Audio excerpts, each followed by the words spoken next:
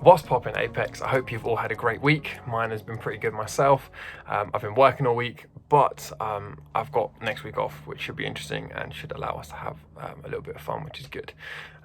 Let's jump straight into what we're here to talk about, which is in the book of Matthew, chapter 15, verse 21 to 28. I'm going to summarize real quick, but I really encourage you to just go and have a look for yourself. Have a read of it yourself, maybe ask some questions to family or leaders.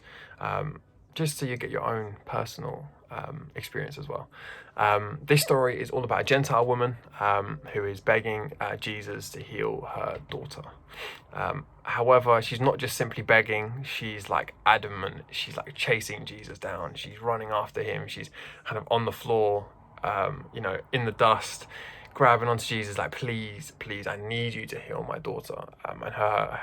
His disciples, Jesus' disciples, are a bit confused. They're like, who is this woman? Like, she needs to go away. She's causing a commotion.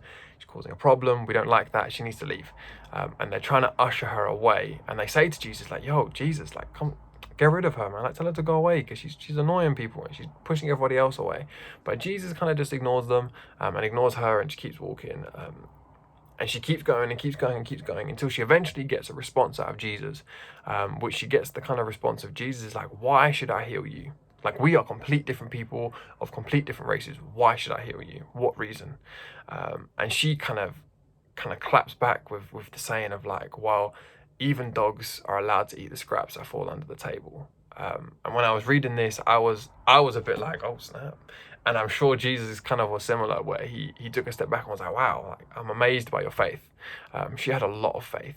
She really believed wholeheartedly, with no doubt inside of her, that Jesus could heal her daughter. And not only that he could, that he would. That he would find it in himself that even though they're different religions, different races, like he would heal her.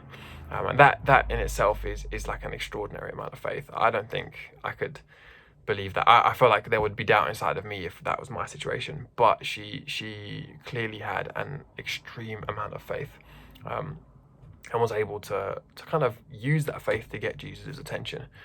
Some really important information about this story is that she was a Gentile, which means she wasn't a Jewish person. So she wasn't the same religion or the same race as Jesus. So that's probably why Jesus ignored her. See, back then, obviously, if you weren't the same race as somebody or even like the same like religion, you would kind of ignore people. I look at like the Good Samaritan story, like you would just walk past people because you're like, I don't really know you, you don't really know me, we don't have the same kind of lifestyles, so we're just gonna ignore each other and just hope that it's all good. But see, she broke that stereotype and she was like, no, I need Jesus to acknowledge me, and I need Jesus to see me. And because of that, because of her faith, it didn't really matter that they didn't have the same religion or the same belief or the same race. Jesus saw her faith and recognized it, and healed her because of it, or healed her daughter because of it. See, she changed her mind and her beliefs simply by seeing Jesus.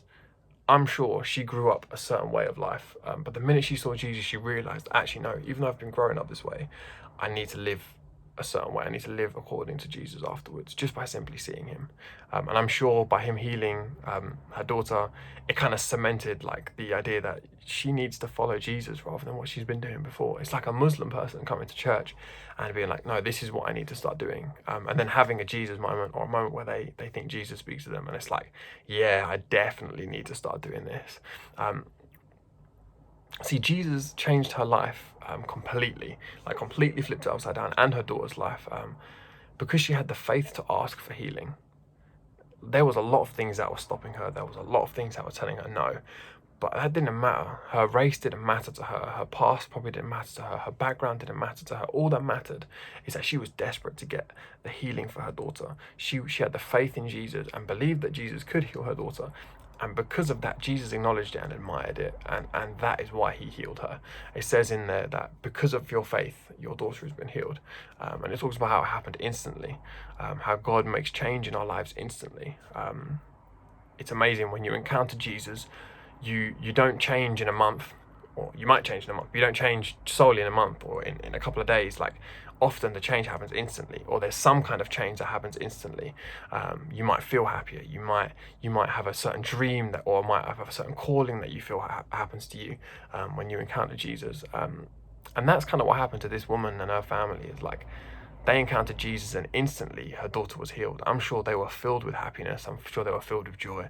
And I'm sure they were filled with faith, because not only had they believed that Jesus could do something, he then proved it. How could they ever not believe it?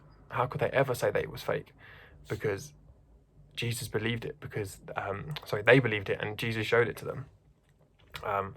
See, Jesus, following up on what he believes, or what he said, is what kind of forced them to change. I don't want to say forced, like it wasn't a choice, but how could you believe the same thing when you see Jesus do such an amazing miracle in your own life? Like, you can't live and believe a different thing. Jesus comes and heals you, and then you still believe that different thing, because you're like, well, clearly that's wrong, and clearly Jesus is correct. See, for me, I find it really easy for people to make up stories, and for things to just not be correct, or to exaggerate the truth. So I find it a bit difficult to just trust what people say off the bat. However, when I've seen something, or in general, when you see something with your own eyes, it's very difficult to not believe it. It's very difficult to not believe that is what happened, because you've seen it with your own eyes. You know it happened. You were there. And it's the same with this woman. No one can ever take that away from her. She was there when Jesus said, your daughter will be healed. She probably went home, looked at her daughter, and she was completely fine. And that's when she was like, yeah, that's who I need to be following. Jesus is the one that I need to be following. So for me personally, I can never say Jesus isn't real, or that I don't believe in him, because I've seen him, or I've heard him do some amazing things in my life. One of my biggest experiences is a pretty common one in youth leaders, but it happened at a youth camp. It's one of quite a few encounters I feel like I've had with Jesus, or at least moments where I feel like he's spoken to me, or he's done something amazing, and it's kind of left me in awe. We were worshiping and praying, and kind of in the zone doing our thing, and it was amazing. And I felt someone put their hand on my shoulder, to which I kind of was quite shocked. And I remember hearing them praying for me, and I didn't recognize the voice. I probably looked up at some point. I didn't recognize who they were. So this random person, to me at least, came and prayed for me, but they prayed with the knowledge that they knew me for a long time, things that I have never even told people, or things that I've never really expressed to many people. They were speaking about it as if I told them about it 10 minutes ago, which was so amazing to me, because I was like, Jesus, wow, you knew exactly what to say to me, and you used somebody completely random so that I knew it was from you. It's not like this was somebody that I told this stuff to. This was somebody that I'd never even met. I didn't even really know their name. They were just this random person, and that was really amazing to me. And that was the moment where I really realized, okay, Jesus, you really are present, and you really do. You not only walk the walk, but you talk the talk. You do what you say you're going to do. And that, from that moment, that's where I felt a lot of change in how I was, and how I thought, and how I acted. So I want to challenge you guys, or ask you guys, what is your Jesus moment?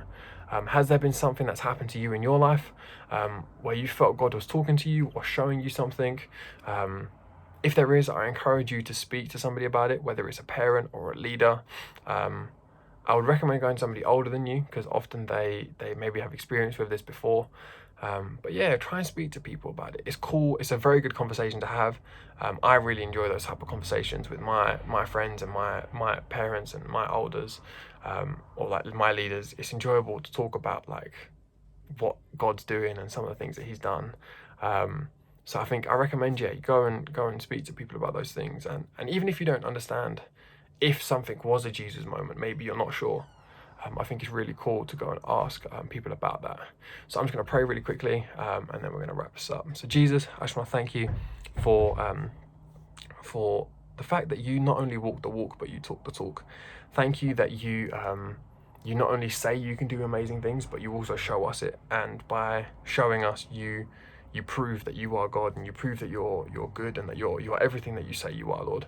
I thank you that your actions have got such a power to just completely change people's lives, that by simply walking through a city and healing one lady, you probably changed many people's lives in that city. And if not, you definitely changed those two people's lives, Lord.